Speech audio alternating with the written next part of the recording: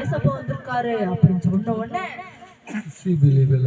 இவருக்கு கண்ணுதான் தெரியல, ஆனா காதுல கேள்விப்பட்டிருக்காரு ஏசப்பா என்ன செஞ்சிருவாரு, நல்ல சுகம் கொடுக்கிறவரே, அவர் தான் அந்த உலகத்தை படைச்ச ஆண்டவர் சொல்லி கேள்விப்பட்டிருந்தார். உடனே இயேசுவே எனக்கு இறங்கும் அப்படின்னு சொல்லி கூப்பிட்டாரா. உடனே எல்லாரும் கூட நடக்கிறவங்க கண்ணு தெரியாம நீ எதுக்கு ஏசப்பா கூப்பிடுற சத்தம் போட்டாங்களா. ஆனா அந்த அண்ணன் என்ன செஞ்சாரு, உடனே அமைதியா இருக்கல, எப்படியாவது சுகத்தை பெறணும், மறுபடியும் என்ன செஞ்சாரு, ஏசப்பா ஏசப்பான்னு கூப்பிடவும்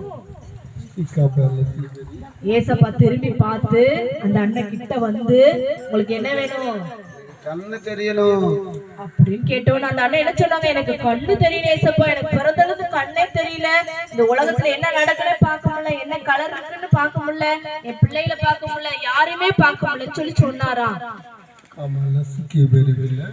உடனே ஏசப்பா என்ன செஞ்சாங்க, பார்வை நீ பார்வை அடைவாயாக அப்படின்னு ஒரே வார்த்தையில என்ன செஞ்சாங்க ஏசப்பா அந்த அண்ணன் கண்ணை தொட்டு என்ன செஞ்சாங்க சுகம் கொடுத்தாங்க.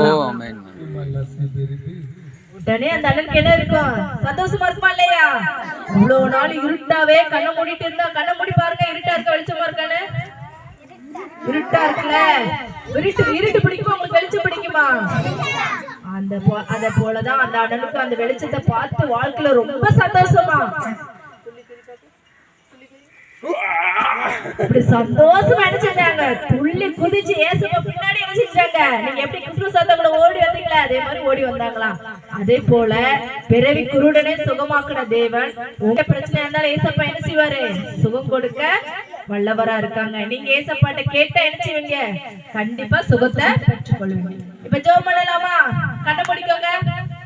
அன்புள்ள ஏசப்பா, அந்த பிறவி குருடனை கூப்பிட்டதுனால தொட்டு சுகமாக்குனது போல, பார்வை கொடுத்தது போல எங்க வாழ்க்கையில இருக்கிற இருள்கள், பாவம், சாபம், வியாதி, வறுமை எல்லாம் நீங்கி போட்டோம். அந்த அண்ணனுக்கு வெளிச்சம் வந்தது போல எங்க வாழ்க்கையில பெரிய வெளிச்சத்தை தாங்க. எங்க வீட்டுக்கு நீங்க வாங்க ஏசப்பா, எங்க வீட்டுல உள்ள இருளை அகற்றுங்க, எங்க கிராமத்தில் உள்ள இருளை அகற்றுங்க.